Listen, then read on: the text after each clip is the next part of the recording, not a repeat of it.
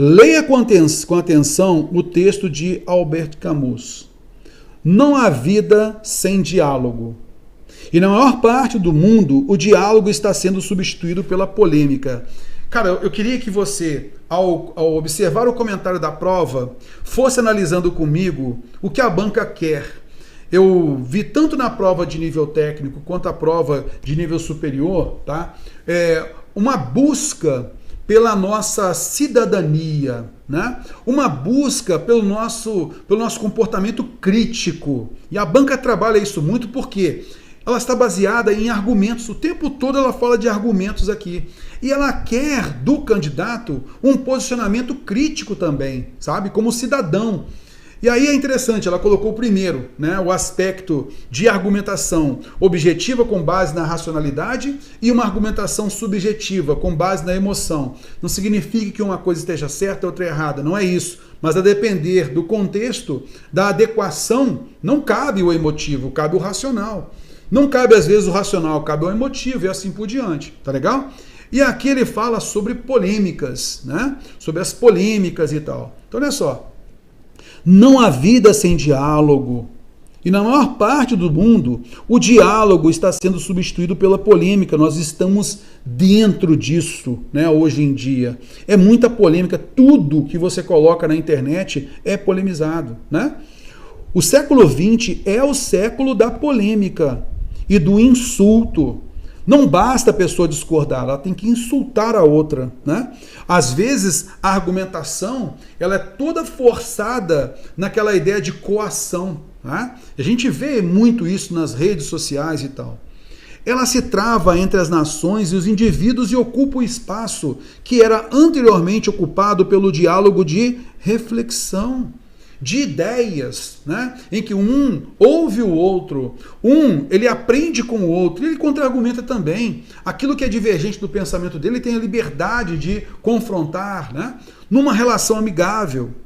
Na época, milhares de vozes, dia e noite, praticando cada uma de seu lado um monólogo tumultuado, porque só um fala, o outro não ouve, né? Hoje em dia fica esse monólogo tumultuado. A pessoa só dá razão àquilo que ela pensa.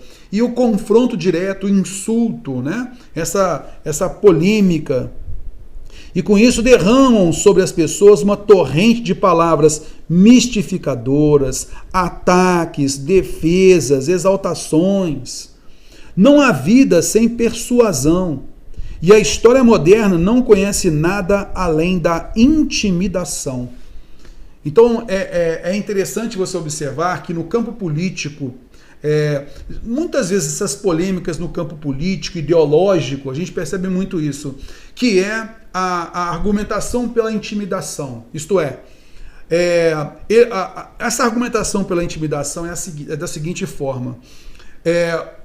O argumentador, né, ele coloca um caso, coloca qual é a sua opinião e ele desmerece, chacota, faz chacota e tal, ele desmerece aquela pessoa que é contrária à opinião dele. Porque se essa pessoa faz um levante, ele já caracterizou aquela pessoa como burra, como ignorante e assim por diante. Então é essa a ideia, né, do argumento pela intimidação, que está sendo muito utilizado nas mídias, que está sendo muito utilizado pelos políticos, pelos ideólogos, por aí, correto? E isso acaba levando à humilhação, isso acaba levando a levantes, né? A vários levantes, vários problemas, a exaltações, a ataques desnecessários, né? Beleza, atacando a intimidade do outro e tal, né? Mas vamos lá.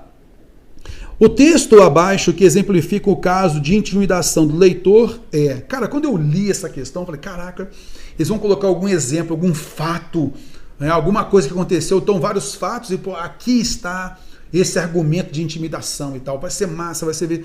Só que a banca não fez isso, né? Eu acho até mesmo por questões de problemas mais adiante também, de autoria, aquela coisa toda, né? Então, até mesmo para evitar algum problema mais adiante aí com o nome de alguém e tal. Então, ela criou algumas situações aqui, tá legal? E que essa intimidação ela ficou um pouco de lado, mas que ela acontece e muito dentro das nossas casas, numa relação de trabalho, numa rede social, no vínculo com os amigos. Isso acontece. Então vamos lá, vamos tentar entender. Olha, eu vou ler aqui, tá, as alternativas e você vai tentar encontrar juntamente comigo qual é o argumento de intimidação. Tá legal? Aquilo que eu falei para você, desmerece o outro. Se o outro levantar a mão, levantar a cabeça para tentar contra-argumentar, ele já o caracterizou como falho. Beleza? Então olha só. A sociedade atual, marcada pelo avanço científico e tecnológico, abriu caminhos para novas relações culturais, sociais, econômicas.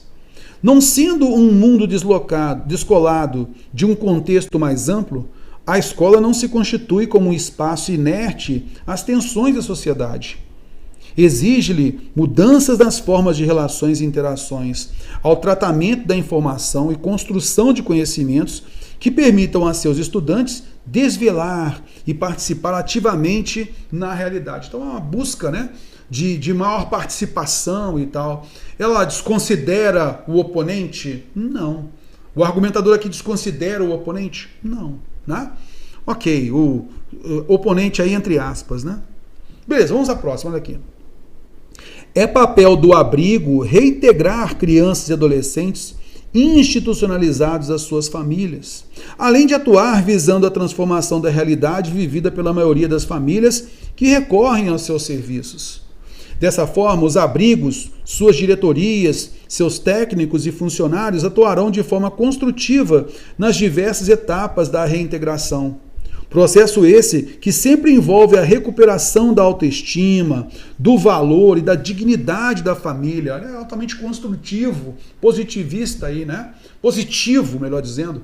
Então fala sobre valor, recuperar a autoestima, dignidade da família, ok? Alto astral, lá para cima, bora para frente. Então não é essa a ideia, né, desse argumento de intimidação do leitor, correto? Olha o próximo. Falar sobre diversidade na educação infantil ainda parece ser um tabu. Para algumas famílias, vários fatores podem complicar esse diálogo, geralmente influenciados por crenças pessoais que acabam interferindo nas percepções. Não é diferente para algumas professoras ou professores, que acabam evitando essa conversa pelos mesmos motivos, ou ainda por não saberem muito bem como lidar com questões relacionadas à diversidade nas composições familiares. E se esse professor ou a professora levanta a mão e fala, não, eu não concordo com isso, não é por minha crença, ou de repente porque eu não tenho entendimento sobre isso, mas é por conta disso. Mas, a partir do momento que alguém tenta contra-argumentar, ele já disse que esse professor que é contrário à opinião dele, esse professor, essa professora, não tem o devido entendimento, ou sua crença ela é limitante, por exemplo. Isso aqui, moçada, a gente vê muito, tá legal? É aquela ideia de, olha só, um argumento, né, sem entrar em questão nenhuma religiosa e tal, tá? Mas, vamos supor, esse é o mesmo argumento intimidatório da pessoa que fala assim, olha, se você não crê em Deus, eu não quero nem conversar com você. Olha só, a pessoa pautou tudo nisso, e é intimidação, então eu não posso nem falar, porque você não me deixa, porque eu não creio em Deus, não tenho a mesma crença que você. Ah, se você não crê em Alá, então eu não vou nem conversar com você, é a mesma coisa. Então, cria, né, nesse caso aí, você simplesmente deprecia o seu oponente. Ao colocar, olha, se você não chegou ao meu nível, então eu não vou nem conversar. É mais ou menos isso. Então aqui, logicamente eu fiz uma exposição um pouco mais forte. Mas nesse caso aqui você vai perceber isso. Então é por intimidação, por quê? Porque qual professor ou professora que vai se levantar contra isso? Não, mas eu não... Não, ele já colocou como característica negativa esse professor, essa professora que não tem entendimento. Ou que tem uma crença limitante. Concorda comigo? Por isso, a alternativa C é a que a gente deve marcar. Ela intimida, é o argumento por intimidação. Cara, isso chove de argumento desse jeito na internet. Abra a sua rede social, né? E observe os temas polêmicos. Isso acontece direto, né? Ah, eu não vou nem discutir com você não, porque você pensa assim, sensado, porque você é direitista, porque você é esquerdista e assim por diante. Tá legal? Vamos à frente. Aí olha só, os outros, né? Olha, em um momento sócio-histórico no qual a ecologia, sustentabilidade e educação ambiental perderam o status de temas emergentes e palavras de ordem para se tornarem fatores essenciais de sobrevivência humana, é fundamental investigar o que nossas escolas ensinam em termos de relações de pessoa-ambiente. Ele está colocando aí que a escola não ensina, porque se fosse assim seria intimidatório. Mas aqui não. Ele fala, é importante fazermos isso. A escola também não. Vamos fazer isso sim, isso é importante. Né? Então, notou? O argumento por intimidação, você deprecia o seu oponente antes de ele contra-argumentar. Porque se ele for contra-argumentar, você já o caracterizou como de baixo nível. Tudo bem? Olha só a letra E. A educação inclusiva, e esse tipo de argumento é cruel, né? A gente vê muito na política e tal, tá? É muito cruel. A educação inclusiva surge praticamente como uma alternativa de socialização para pessoas excluídas da sociedade, que viviam apenas no meio familiar. Muitas crianças com algum tipo de deficiência, há pouco tempo, não podiam participar e interagir ativamente do processo de ensino e aprendizagem no ambiente escolar, junto com as crianças ditas normais. A partir das manifestações sociais, declarações de direitos garantidos em leis, pode-se dizer que houve alteração nesse cenário, melhoria disso. Então isso aqui é um levante, isso aqui é algo positivo, não está depreciando ninguém. Beleza? Por isso nós vimos aí que aquele que trabalha o argumento de intimidação, a gente nota que é a alternativa C. Tudo bem?